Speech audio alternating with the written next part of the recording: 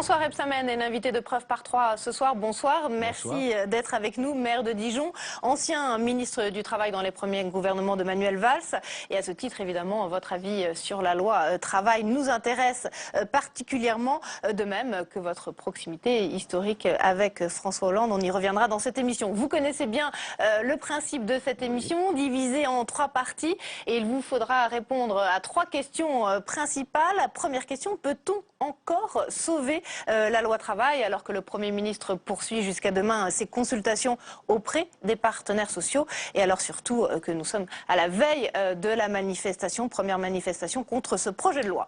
Deuxième partie de cette émission avec notre partenaire, l'agence France Presse. Stéphanie Le Rouge viendra vous demander si le Parti socialiste peut mourir, tant le parti apparaît divisé à la fois sur la loi travail mais également sur la déchéance de nationalité, également sur la primaire. Et puis enfin, troisième partie de cette émission avec notre journaliste Michael Zamès. Si vous étiez encore parlementaire, encore sénateur François Rebsamen, est-ce que vous voteriez la déchéance de nationalité? La révision constitutionnelle sera effectivement examinée la semaine prochaine par le Sénat. Le Premier ministre était auditionné ce matin par la Commission des lois et on a vu qu'on était encore loin d'une position convergente avec l'Assemblée nationale.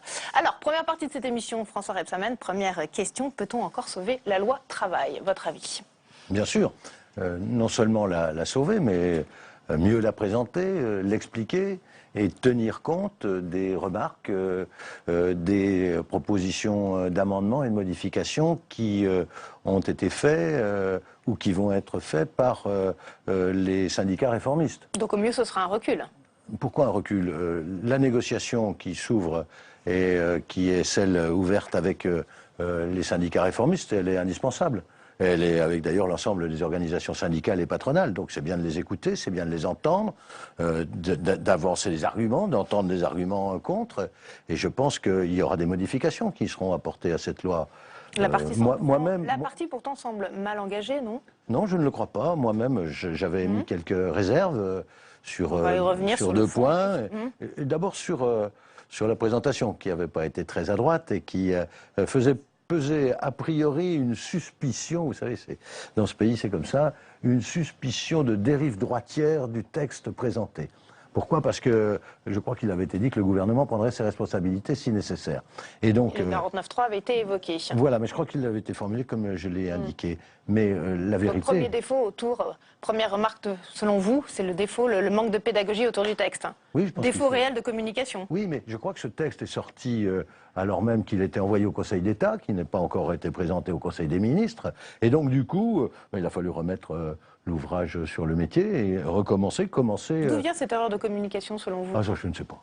Je ne sais pas. Moi, j'ai vu. Qui la faute, François Hollande, Manuel Valls, qui a voulu aller trop vite sur ce texte. Il n'y a pas à chercher de faute, non. Je crois qu'il y a eu le texte qui a été envoyé au Conseil d'État. Vous savez, avant, on vérifie, vous le savez bien, on vérifie que les articles qui sont envoyés sont conformes au droit et on prend en compte les remarques du Conseil d'État. Là, on ne savait même pas, le texte est sorti comme ça, brut de décoffrage, je ne sais pas comment ça a pu se faire. Et donc, à partir de là, il faut reprendre le bâton d'explication de Pellerin pour expliquer les choses, dire que ce texte, eh bien, c'est pas ce qu'on croit, c'est pas une dérive, c'est pas le rejet. Les choses n'ont pas été faites dans l'ordre. Du travail. Normalement, la loi Larcher impose la consultation des partenaires sociaux. Oui, mais elle a eu lieu. Il y a eu ces consultations bilatérales qui ont été menées par Myriam El Khomri. Alors, on me dit qu'il y a eu quelques rajouts de dernière minute. La concertation, elle est là en ce moment. Alors, au vu des premières consultations du Premier ministre avec les partenaires sociaux cette semaine, on constate quand même encore de profonds désaccords, notamment avec la CFDT. Je vous propose, François Rebsamen, d'écouter Laurent Berger, le secrétaire général de la CFDT. Nous avons été écoutés. Il nous a été dit que la porte était ouverte au dialogue, que des choses pouvaient évoluer, qu'il y avait des espaces. Et il ne nous a pas été donné de réponse parce que les auditions, entre guillemets, ne sont pas terminées. Mais nous avons redit notre détermination à agir contre les mesures que nous ne voulons pas voir figurer dans ce texte. Et nous avons redit que s'il n'y avait pas d'évolution, la CFDT serait en capacité de se mobiliser. Pas l'air très conciliant quand même encore, Laurent Berger, François Rebsamen, vous qui le connaissez bien. Il attend effectivement des avancées sur des points que je connais.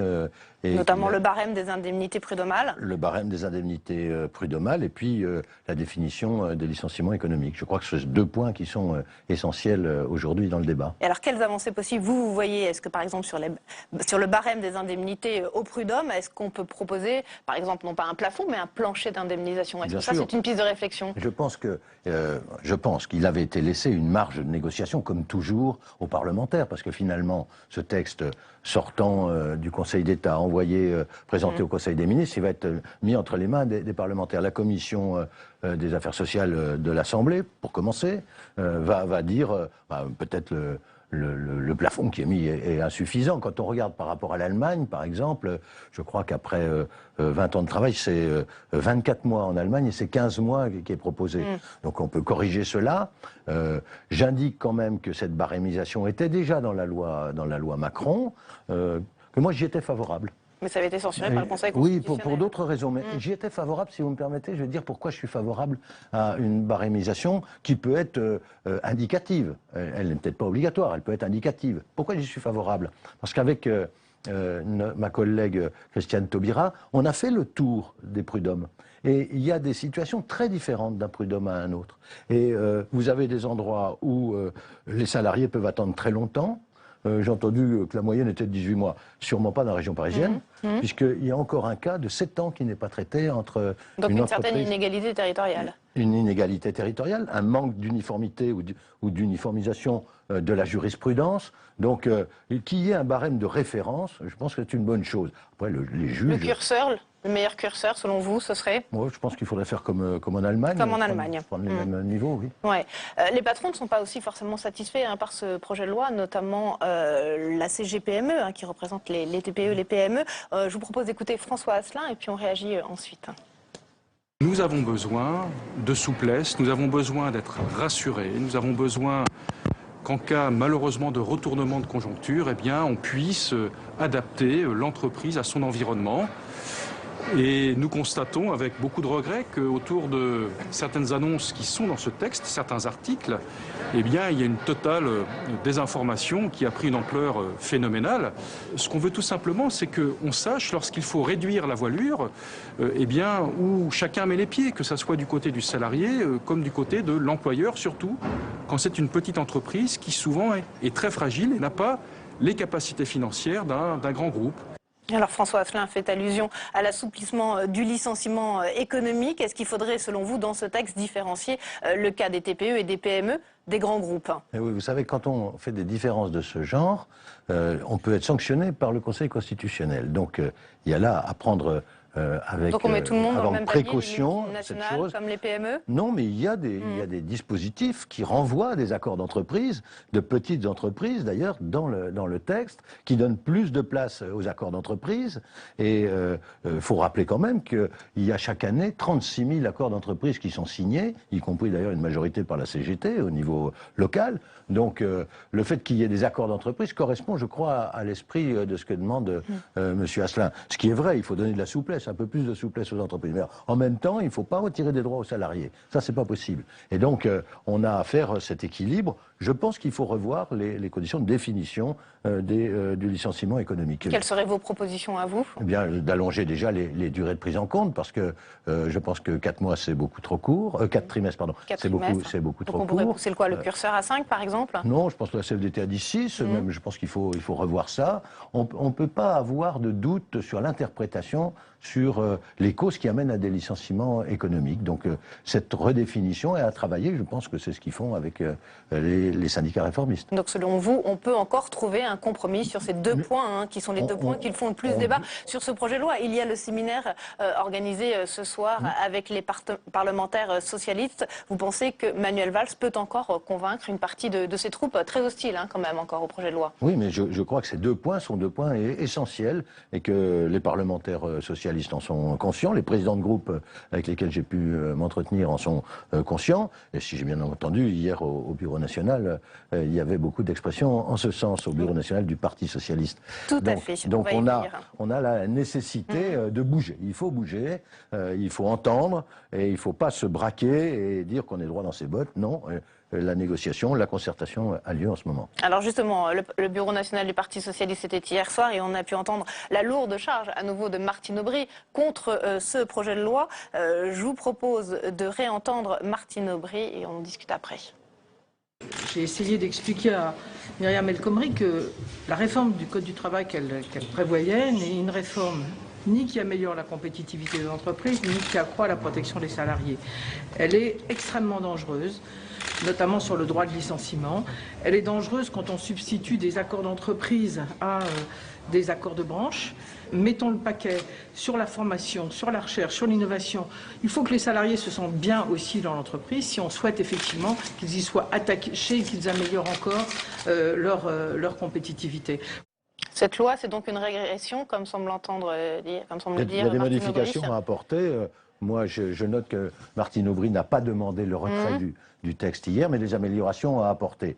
Et donc, il faut apporter ces améliorations. J'ai donné deux exemples, mais je pense qu'on peut faire plus de place, c'est ce que souhaite la CFDT, elle a raison, aux accords d'entreprise, je le redis. Et donc, il y a une norme, on respecte les normes. L'argumentaire comme quoi il y aura un renversement de la hiérarchie des normes, il ne faut pas exagérer. La loi reste la loi, les accords interprofessionnels aussi, les accords de branche aussi, mais il peut y avoir des accords d'entreprise et il peut y avoir des référendums des salariés qui donnent leur position. Mais à entendre Martine Aubry, on a l'impression qu'on n'est plus tellement dans la dimension technique, mais dans l'arrière-pensée politique. Elle était peut-être dans l'affectif, oui. Dans l'affectif, vous trouvez, Oui, dans sa relation de Manuel Valls? Dans sa relation avec Myriam El Khomri. Ah, c'est ça, justement, Myriam El Khomri. Quel regard vous portez sur celle qui vous a succédé à ce ministère du Travail? C'est très difficile de parler de quelqu'un qui vous a succédé. Je me suis abstenu de le faire. J'ai parlé de Myriam. Elle a beaucoup été critiquée. Je ne l'ai pas fait, vous l'avez vu. J'ai dit du bien d'elle, d'ailleurs, dans la PQR encore ce week-end. C'est une femme courageuse qui travaille.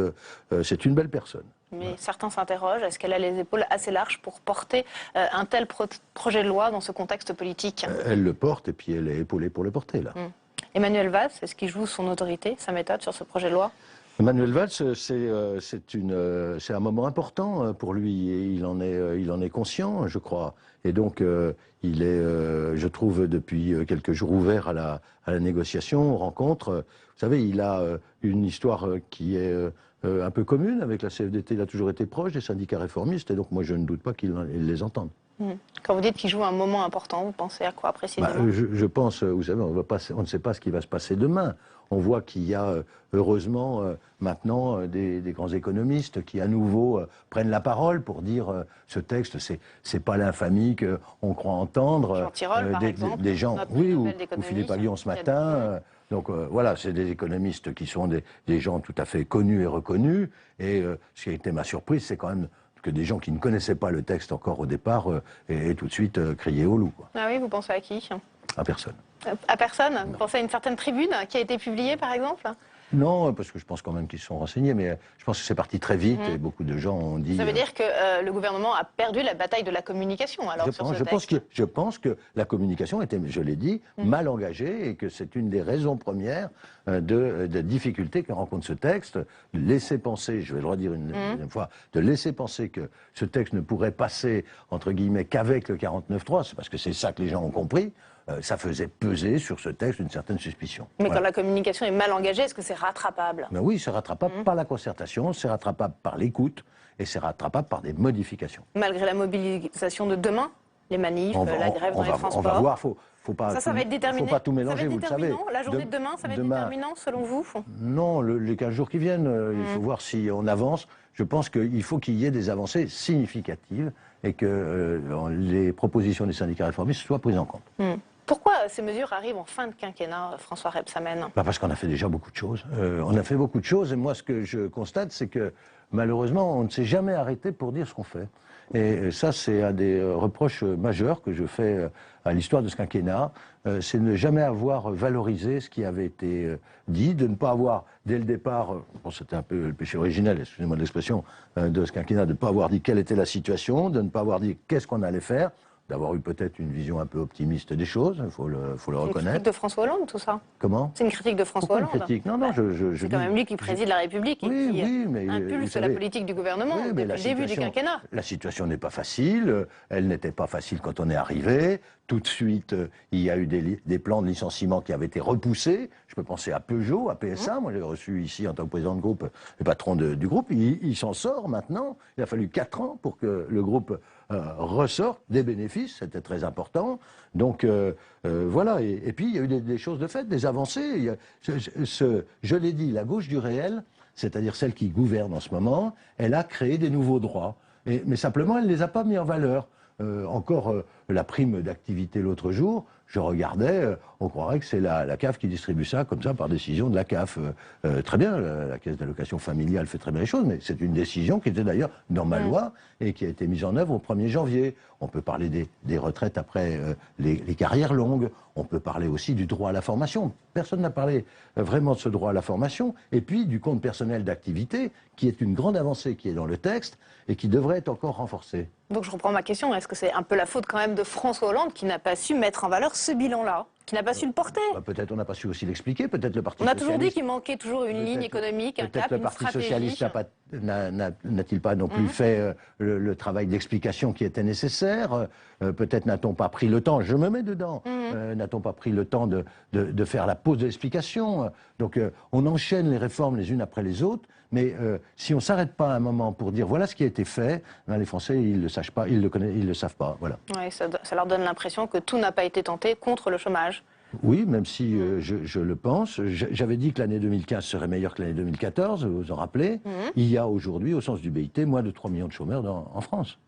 Voilà, au sens du BIT. Mais combien de chômeurs en plus depuis le début du quinquennat de François Hollande? 2 860 000 selon les chiffres du BIT. Oui, mais combien de chômeurs en plus depuis le début du quinquennat de François Hollande? Si on prend les chiffres du BIT, on n'arrive pas... vous savez, vous permettez 2 minutes d'explication? Une petite minute. Il y a 3 ans, 1 minute. Il y a 3 ans, les chiffres de Pôle emploi et les chiffres du BIT, du Bureau international du travail, étaient identiques à 100 000 près. Il y avait 2 900 000 chômeurs recensés par les deux. Aujourd'hui, il y en a 2 900 000 recensés par le BIT, il y en a 3 500 000 recensés par Pôle emploi. Cherchez l'erreur. Votre explication à vous? Mon explication, c'est que Pôle emploi, ce n'est pas un outil statistique. Très bien, eh bien on travaillera sur Pôle emploi. Alors François Rebsamen, on va passer à la deuxième partie de cette émission avec un parti socialiste de plus en plus divisé, des ambitions qui s'expriment aussi de plus en plus ouvertement. Je pense par exemple dernièrement à Emmanuel Macron, une primaire à gauche qui se dessine. On va aborder tout de suite ces questions avec Stéphanie Lerouge, journaliste de notre partenaire l'agence France Presse. Autour de cette question, le PS peut-il mourir? Mais avant d'accueillir Stéphanie Lerouge, que pèse exactement Manuel Valls au sein du Parti socialiste? Alors selon la députée Karine Berger, qui était l'invitée ce matin de notre matinale, eh bien il ne pèse pas plus que son score de la primaire en 2011. On l'écoute. La gauche de Manuel Valls hier soir au Bureau national, c'était moins de 5% du Bureau national.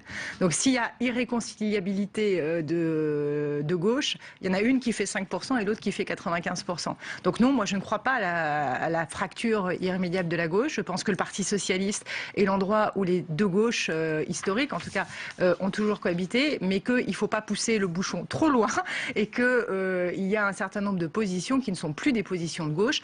Quand on donne un permis de licencier à des multinationales dans un texte de loi, on est en train de sortir du champ de la gauche. Bonsoir Stéphanie. Alors le Parti socialiste peut-il mourir? C'est votre question à François Rebsamen. Oui, bonsoir. Monsieur Rebsamen. On a commencé à l'évoquer tout à l'heure. Martine Aubry a publié il y a moins de 15 jours une tribune au vitriol. Et désormais, les opposants à la politique du gouvernement sont majoritaires au Bureau national du PS. Est-ce que vous pensez qu'il y a un risque de scission, d'explosion de ce parti, comme on a pu l'entendre? Je me suis posé la question et j'ai d'ailleurs fait une tribune sur ce sujet. Je pense qu'il y a effectivement, mais c'est pas nouveau dans l'histoire du Parti socialiste, il y a deux gauches. Il y en a une qui est plutôt, j'allais dire, social-libérale, et puis une autre qui est plutôt la gauche traditionnelle que l'on connaît du Parti socialiste. Puis il y a un axe central qui a toujours permis de réconcilier ces deux gauches pour faire ce qu'on appelle la synthèse entre les deux. Est-ce que l'écart, c'est le sens de votre question aujourd'hui, est tel que ces deux gauches sont irréconciliables? Je ne le crois pas. Je ne le crois pas et j'ai eu le sentiment hier, bien sûr si je mets à part quelqu'un qui est peut-être un peu spécifique dans le Parti socialiste comme Gérard Filoche, mais si on met à part Gérard Filoche, eh bien j'ai eu l'impression que tout le monde était pour avancer, pour qu'il n'y ait pas non pas un retrait du texte, mais une amélioration du texte. Nous parlons du texte sur le travail, et donc je pense que ces deux gauches ne sont pas irréconciliables. Et moi je souhaite, Monsieur le Premier ministre Manuel Valls a dit, lui a parlé de deux gauches irréconciliables, justement. Donc vous vous inscrivez en faux. Il pensait plutôt à la gauche de Jean-Luc Mélenchon, où effectivement la rupture là est consommée. D'ailleurs, on a même... Quelle différence aujourd'hui entre Jean-Luc Mélenchon et les frondeurs du Parti socialiste? Oui, il y a une grande différence, c'est qu'on siège ensemble au bureau national du Parti socialiste, on échange, on a des débats, on avance ensemble, et il y a des interventions qui sont faites par certains frondeurs qui sont de qualité, qui permettent d'améliorer le débat. Qu'y a-t-il de commun encore entre Manuel Valls et les frondeurs? Mais il y a le débat, il y a l'amélioration, et c'est deux lignes. C'est deux lignes, mais oui, mais ce sont deux lignes qui sont différentes, mais qui cohabitent au sein du Parti socialiste et qui ont souvent cohabité. On pourrait dire Rocard, je cherche Rocard, Chevènement, et avec Mitterrand qui faisait la synthèse. Est-ce que Manuel Valls ne joue pas un peu sa propre partition, malgré tout, face à un Hollande qui doit rassembler la gauche le plus possible? Manuel Valls poursuit son sillon de réformiste et peut-être au risque de se couper d'une partie de la gauche. Oui, c'est un réformiste, mais moi je pense que c'est un réformiste de gauche, et donc il doit rester un réformiste de gauche. Et le réformiste de gauche, c'est une part essentielle du Parti socialiste. Pour vous, il n'y a pas une feuille de papier entre... Je n'ai pas dit ça. Il y a des différences, il y a des divergences, il y a des différences, mais je pense qu'elles ne sont pas irréconciliables. Elles tiennent à quoi? Elles tiennent peut-être à des postures personnelles, à une analyse différente de la société. Je pense que le Premier ministre est aujourd'hui convaincu que la société attend de l'autorité. Je crois qu'il l'incarne bien. Et je pense que une autre partie de la gauche du Parti socialiste, à l'intérieur du Parti socialiste, pense que c'est la question sociale qui est primordiale. Et donc, moi, je pense que ce n'est pas contradictoire, je voudrais le dire ici. Il faut qu'il y ait de l'autorité parce qu'il faut donner protéger, assurer la sécurité, la sûreté de nos concitoyens, surtout dans des périodes troublées comme elles sont aujourd'hui. Et puis en même temps, alors ça c'est peut-être un peu ma particularité, je pense qu'il faut prendre en compte la question sociale. La question sociale, le modèle social français, c'est quelque chose dont on doit se préoccuper. Je suis très heureux de voir que Manuel Valls mène aujourd'hui les consultations, les concertations et les négociations. J'en ai mené avec lui d'ailleurs quand j'étais... et d'ailleurs le texte que j'ai présenté, il a été adopté par la gauche. Et il n'a pas été adopté par le 49-3. Alors justement sur ce climat à gauche et sur le couple exécutif, je vous propose d'écouter le sénateur socialiste Luc Carvounas, un proche de Manuel Valls. Je vois simplement un président et un Premier ministre qui, depuis le début de ce quinquennat, ont envie de la réussite du pays. On n'est pas en train de parler de destin personnel ou de carrière personnelle. On voit bien que c'est un jeu collectif qui doit nous emmener vers l'élection présidentielle qui va être difficile, il faut le reconnaître, parce qu'il y a de fortes interrogations chez nos concitoyens. Et en tous les cas, on aura besoin des maires, des parlementaires pour qu'ils soient des relais. Oui, vous pensez qu'il n'y a pas de divergence entre François Hollande et Emmanuel Valls, comme le dit Monsieur Carvounas? Non, je pense que les arbitrages sont rendus en commun, oui, je le pense. Le président de la République est dans son rôle, le Premier ministre aussi. Non, je pense que les choses se font en commun. Rien de ce qui se fait dans ce pays n'est étranger au président de la République en matière de décision. Donc voilà, après le Premier ministre, il a aussi son tempérament, il met les choses en ordre à sa manière. Donc ça c'est sûr, il y a des différences de tempérament entre les deux hommes. On dit parfois que Manuel Valls a tendance à hystériser le débat, ce qui n'est pas forcément la meilleure chose dans la perspective de 2017, du rassemblement de la gauche. Est-ce que vous pensez que François Hollande sera en mesure de rassembler sa gauche pour être candidat en 2017 ? Je le souhaite, je l'espère. Malgré le fait qu'il soit fâché d'une part avec la gauche sociétale sur la déchéance et maintenant avec la gauche sociale autour du texte travail. François Hollande, c'est le président de la République sortant. C'est le point d'équilibre de la gauche, je le pense, et je pense que c'est lui qui prendra cette décision, bien sûr, le meilleur candidat pour nous, celui qui est capable de rassembler. Voilà. Donc le Parti socialiste, finalement, est condamné à la synthèse hollandaise. Oui, vous savez, je ne veux pas m'interroger sur le Parti socialiste, je veux bien répondre. Effectivement, il peut mourir, le Parti socialiste. Effectivement, il peut s'exploser, le Parti socialiste. Il peut y avoir des fractures irrémédiables. Il y a déjà eu quelques départs, c'est arrivé dans son histoire. La question qu'on se pose souvent au Parti socialiste, c'est est-ce que le cycle d'Épinay est terminé? Et donc, à chaque fois qu'il y a un problème, la question revient sur la table et il y en a un qui brandit ça et qui dit le cycle d'Épinay est terminé.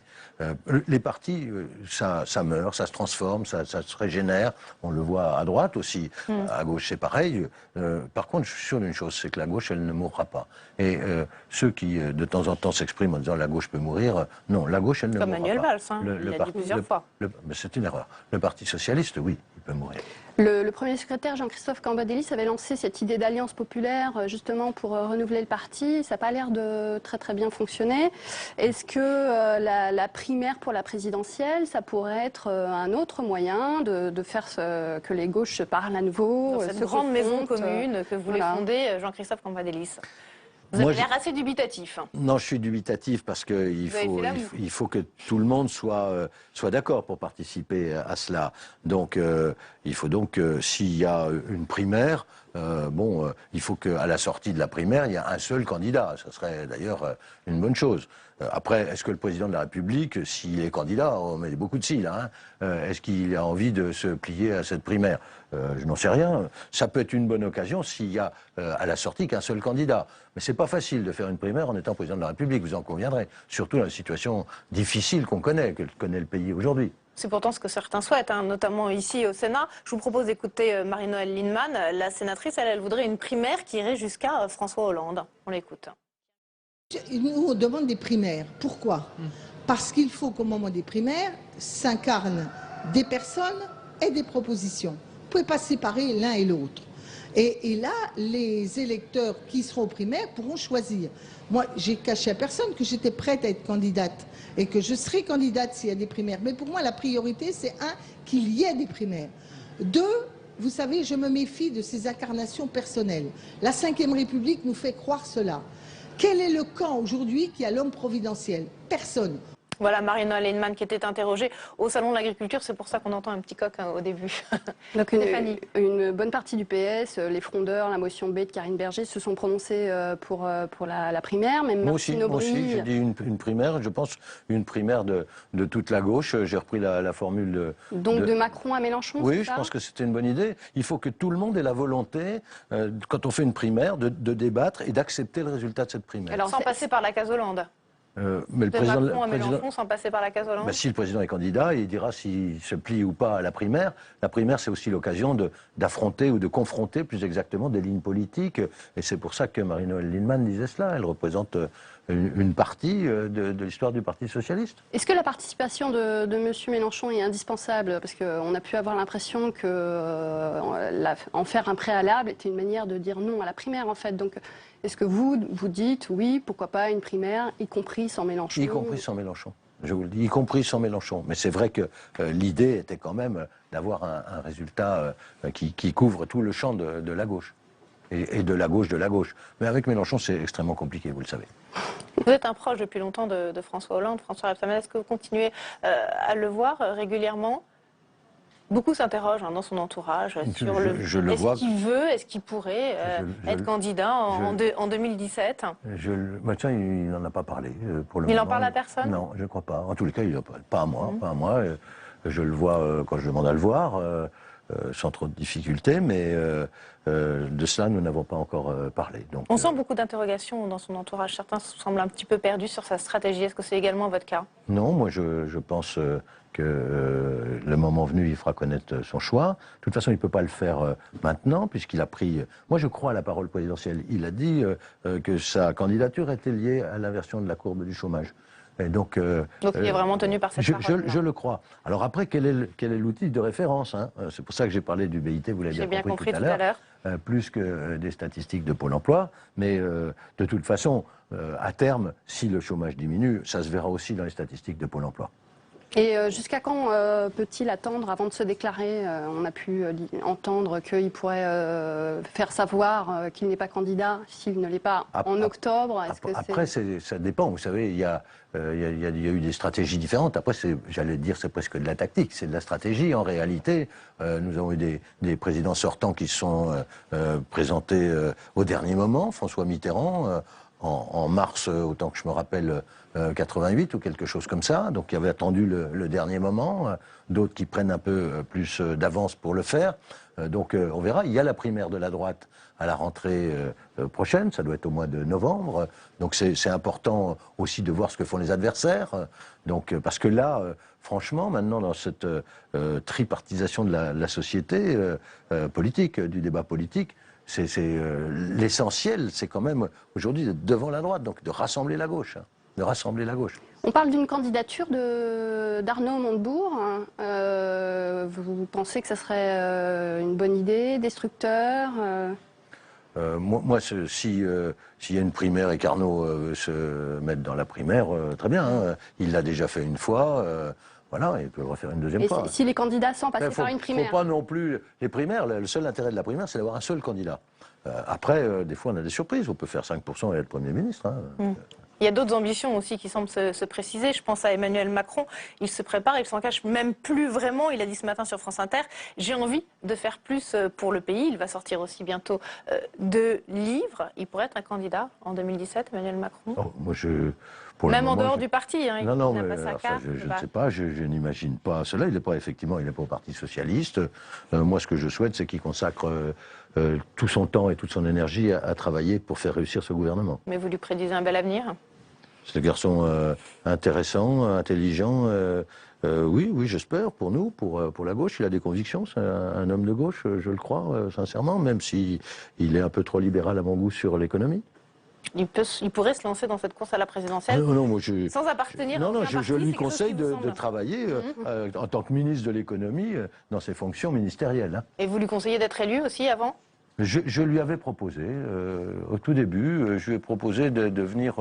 alors on dit, c'est pour ça que j'ai vu ressortir que je soutenais, enfin que je lui proposais... Je lui avais dit, si tu cherches une circonscription, en Bourgogne, il peut y en avoir une. Il m'avait dit que ça ne l'avait pas vraiment intéressé. Vous comprenez, vous comprenez que ça puisse ne pas l'intéresser? J'ai pas le même parcours. Vous qui avez un parcours totalement différent. Moi j'ai un parcours... mais est-ce que c'est une autre façon de faire de la politique? Oui, c'est ce qu'il dit, lui. Moi j'ai un parcours mitterrandiste. Moi je crois que le suffrage universel, c'est quand même ce qui confère la légitimité. Voilà. Donc je pense qu'il faut être élu. Mais bon, après tout, s'il n'est pas élu, Raymond Barre n'était pas élu, il a été Premier ministre. On peut avoir une activité politique, on peut avoir même un cursus politique sans être élu, semble-t-il. Oui, il surfe, si vous voulez, sur l'air du temps, en disant que les partis sont un peu dépassés. Est-ce que c'est aussi votre point de vue? Ce qu'on disait un peu tout à l'heure, ils ont besoin, autour de ce que souhaitait lancer Cambadélis, autour du Parti Socialiste, c'est pas faux, une nouvelle maison commune. Oui, c'est vrai qu'il faudrait dépasser un peu tout ça, c'est vrai qu'il faudrait une nouvelle maison commune, c'est vrai qu'il faut ouvrir les portes et les fenêtres, mais j'ai déjà entendu ça tellement de fois que... Que vous n'y croyez pas? Si, mais je me dis qu'il faut reprendre sans arrêt le métier, l'ouvrage et recommencer, donc on va le faire. Pour autant, je crois vraiment que l'onction, excusez-moi, du suffrage universel, c'est quelque chose d'important. Très bien, bah écoutez, merci beaucoup Stéphanie. On va passer à la troisième partie de cette émission avec un Manuel Valls, donc non seulement un peu empêtré en ce moment dans cette réforme autour de la loi travail, mais également encore et toujours en première ligne sur la révision constitutionnelle et la fameuse déchéance de nationalité examinée en séance par le Sénat la semaine prochaine. Le Premier ministre était auditionné ce matin par la commission des lois du Sénat. Il a bien sûr beaucoup été interrogé sur la déchéance de nationalité et les risques d'apatridie. On écoute Manuel Valls. L'article 25 du Code civil fait aussi une distinction pour prononcer la déchéance de la nationalité entre ceux qui disposent d'une autre nationalité et ceux qui n'en disposent pas. Seuls les premiers pouvant faire l'objet de cette sanction. Pallier ces manques de notre droit, c'est le sens de la rédaction de l'article 2 que le gouvernement propose. Je sais, c'est normal, qu'elle suscite des interrogations en raison du risque d'apatridie qui sera en conséquence encouru, et nous sommes d'ailleurs depuis le début confrontés à cette question. Le débat sur cet article a été riche, comme on dit, et le gouvernement, qui avait respecté l'avis du Conseil d'État, a fait évoluer son projet constitutionnel pour en tenir compte. Nous l'avons fait évoluer avec l'accord du président de la République pour tenir compte des débats. Je le dis à ceux qui maintenant voudraient sacraliser la parole du président de la République à l'occasion du Congrès. Parce que la Constitution est notre texte suprême, parce qu'elle a une force solennelle. Le gouvernement s'est rallié à une écriture qui ne distinguera aucune catégorie de Français par rapport à une autre. Voilà, Michael Zamès de Public Sénat nous a rejoint sur ce plateau. Bonsoir Michael pour la dernière partie de Preuve par 3 avec cette question, je l'ai annoncé tout à l'heure. Est-ce que, si vous étiez encore parlementaire, sénateur, vous voteriez cette révision constitutionnelle? Eh bien, on va lui poser tout de suite la question. Est-ce que vous voteriez? Il faut que je donne une explication avant de répondre à cette question, et je le ferai. Premièrement, j'étais pas très chaud pour la déchéance de nationalité. J'aurais préféré l'indignité nationale, je le dis. Mais après tout, à partir du moment où ça a été présenté par le président de la République, envisagé par le président de la République devant le Congrès, unanime, debout, à l'applaudir, je me dis que ce n'est pas rien. Ce qui m'a le plus surpris, c'est de voir que des gens qui ne s'étaient pas préoccupés de ce sujet avant les attentats et avant la déclaration du président de la République n'avaient jamais signifié, contesté le fait que la France n'ait jamais ratifié la Convention de 61 et qu'elle ne l'ait que signée. Et je me suis dit, c'est quand même étonnant que ceux qui sont contre la déchéance, pendant tant d'années, ils n'aient jamais demandé à ce que la France ratifie la Convention de 61. Vous savez que la Convention de 61... Peut-être que l'actualité a fait qu'on en a beaucoup plus parlé à l'instant. Bien sûr, mais elle a été signée avec une clause qui permettait l'apatridie pour il y avait atteinte grave à l'État. Donc cette clause, elle a été mise en... C'est une réserve qui a été faite par la France. Elle est là depuis 61. Elle n'est pas dans la Constitution. Non, mais elle est là depuis 61, c'est vrai. Mais elle n'est pas dans la Constitution. C'est vrai. Donc le débat a rejailli. Moi, à partir du moment où, je l'ai dit, le président de la République a pris cet engagement, moi j'y souscris. Mais j'ai fait une remarque, une deuxième remarque. Il ne peut pas y avoir de différence entre les Français. Oui. Donc je pense que les binationaux doivent être sortis de cela. Et pourquoi? Parce qu'il ne peut pas y avoir d'un côté des Français entièrement à part et de l'autre des Français à part entière. Il ne peut pas y avoir non plus d'apatrides. Et donc Donc comment la on sort de discussion tout est en cela? voie. Parce que quand on entend Manuel Valls à l'instant, il va y avoir des apatrides, visiblement. Moi, je suis pour que le texte, je le dis, ici, je suis au Sénat, je n'ai pas de conseil. Vous connaissez la maison. J'ai pas de conseil à donner, etc. Je trouve que la formule de Manuel Valls tout à l'heure était plutôt jolie. Désacraliser le discours du président de la République. Voilà, c'est quand même, c'est vrai que ça serait à front renversé de voir le Sénat aujourd'hui sacraliser d'une certaine manière l'engagement du président de la République. Moi, je pense que le travail qui a été fait à l'Assemblée nationale est un beau travail. Et donc, je pense que cette affaire a assez duré. Et je pense que le Sénat devrait aujourd'hui valider la proposition qui est transmise par l'Assemblée nationale. Ce n'est Donc pas vous appelez les sénateurs à voter conforme? Oui, j'appelle les... Oui, je pense qu'il y en a assez. Il y en a assez. Et donc pour sortir par le haut, au vote conforme? Oui, je pense qu'il faudrait un vote conforme, il faudrait aller vite. Je pense que les Français sont lassés de ce débat, parce que tout le monde sait qu'il y a beaucoup de symbolique, c'est très important, beaucoup de symbolique derrière ça, mais peu d'efficacité finalement. C'est un appel que vous lancez à la droite aujourd'hui? Oui, je voudrais le dire, écoutez, on arrête. Et sinon, si c'est pour repartir pendant des mois, moi je dirais au président de la République, il ne m'écoutera peut-être pas, il faut retirer ça, il faut Pourquoi arrêter. la droite sénatoriale ferait ce cadeau au gouvernement aujourd'hui? Parce qu'elle a le sens des responsabilités. Et François Rebsamen, c'est-à-dire que si jamais voter conforme aujourd'hui, on irait à un congrès à Versailles? Ben, je pense, oui, je pense que... Et si ce n'est pas le cas, il n'y aura pas de congrès? Ah, je ne sais pas, ça ne dépend pas de moi maintenant. Hein. Je vous ai dit quelle était ma position. Après, le président de la République prendra... Donc si on entend bien, vous seriez parlementaire aujourd'hui, vous voteriez conforme le texte venu de l'Assemblée nationale? Moi, oui. J'avais fait mes remarques avant. J'aurais préféré l'indignité, mais j'ai expliqué... Essayons d'aller un tout petit peu plus loin. François Hollande voulait l'union nationale. C'était le serment de Versailles, comme dit Manuel Valls. Il récolte les critiques de votre gauche, les critiques de la droite. C'est échec sur toute la ligne? Ça n'a pas duré longtemps, hein, ce sentiment d'union nationale, et je le regrette profondément. Il y a eu quelqu'un ici, un sénateur que je respecte, ancien Premier ministre, qui a fait des déclarations, je parle de Jean-Pierre Raffarin, que j'ai trouvé tout à fait estimable qui tendait la main à cet instant. Oui, je le pense. Mais la vie politique a repris, le débat politique ou politicien a repris trop vite le dessus. Moi, je pense sincèrement que dans la période qu'on a connue, je l'ai même dit, un gouvernement, moi, vous voyez jusqu'où j'allais, un gouvernement d'union nationale correspondait à l'état d'urgence que notre pays... Vous auriez voulu un gouvernement d'union nationale? Sur le moment. Sur le moment. Sur le moment, plus bien maintenant. sûr. Après, mais personne n'en veut. Donc, voilà. Personne n'a répondu à Jean-Pierre Raffarin. Et personne n'a répondu, ni dans un sens, ni dans un autre. Qui est resté seul avec sa proposition d'union nationale sur le chômage. Les partis politiques sont repartis dans leur débat. L'affrontement gauche-droite a repris. À un an le bon vieux clivage gauche-droite. Un an de la présidentielle, c'est peut-être comme ça que ça se passe. Ce mode de scrutin génère cela. Donc c'est tout cela qu'il faut revoir. À Dijon, maire de Dijon, est-ce qu'on vous parle de ce texte, très sincèrement? On m'en a beaucoup parlé au mois de décembre, après les vœux du président, puisqu'il avait évoqué cela dans ses vœux. Depuis, on m'en parle plus, non? Non, on parle beaucoup de tactique politicienne entre la droite et la gauche. Est-ce que ça intéresse vraiment les Français? Vous qui êtes en prise avec les Français, écoutez, je vois des Dijonnais, c'est des Français tous les jours. Je les rencontre, des associations, je rencontre beaucoup de monde. Personne ne m'interpelle en me disant il faut avancer sur la déchéance de nationalité. Et sur le retour de la réforme du Conseil supérieur de la magistrature, lors de l'audition devant la commission des lois du Sénat ce matin, le garde des Sceaux a précisé que le texte serait examiné le 6 avril.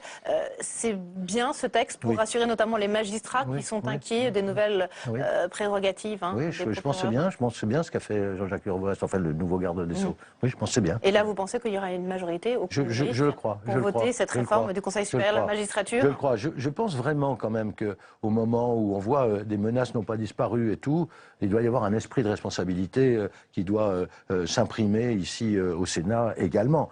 Il est là déjà par essence au Sénat, on le sait, mais il faut peut-être le renforcer un peu. Alors on va parler d'autres dossiers qui sont un peu enlisés, qui fâchent au sein du gouvernement, notamment le nucléaire. Il y a eu cette cacophonie ces derniers jours. Le nucléaire français critiqué aussi par nos voisins européens. Alors nos centrales seraient à bout de souffle et la promesse de François Hollande de fermer Fessenheim d'ici 2017 n'est pas certaine. Je vous propose d'écouter la réaction de Ségolène Royal.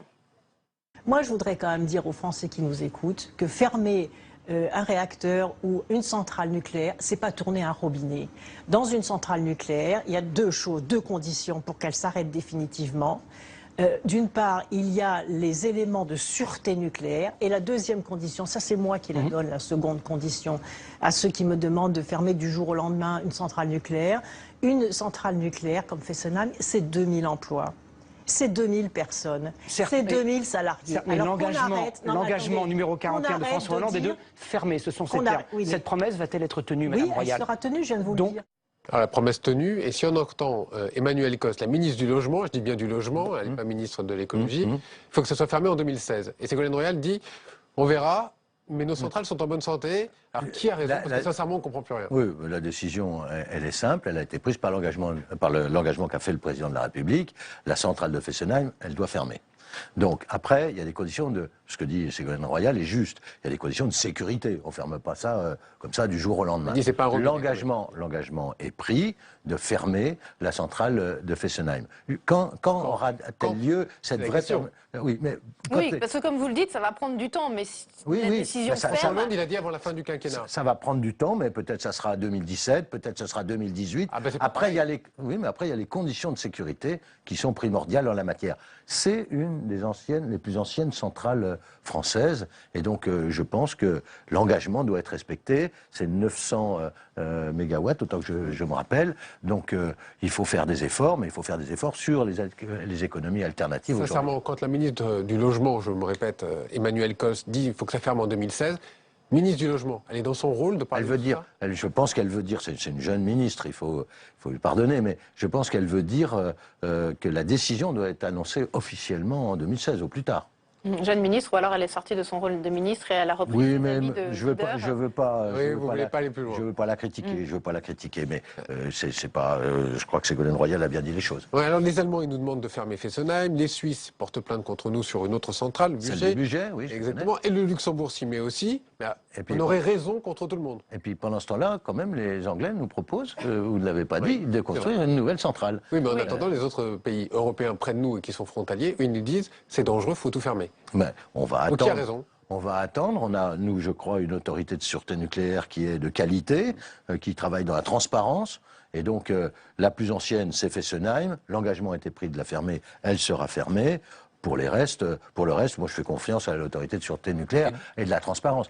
Après, pour qu'elle soit fermée, 900 mégawatts, je pense qu'il faut que Flamanville entre en activité. C'est une nouvelle génération. On va voir ce qu'elle donne. Les EPR, pour ceux qui oui, bien sûr, c'est d'ailleurs. Et même Jean-Vincent Placé aujourd'hui, qui lui est ministre en charge, secrétaire d'État en charge de la réforme de l'État, il doute lui aussi. Le pacte qu'on avait fait avec les Verts en 2012, que François Hollande avait fait. Il doute de quoi? Il doute que l'EPR puisse fonctionner. Ah oui, bon, je sais pas. Moi, j'ai pas les éléments scientifiques pour répondre à cette question. Non, mais là aussi, on fait de la politique.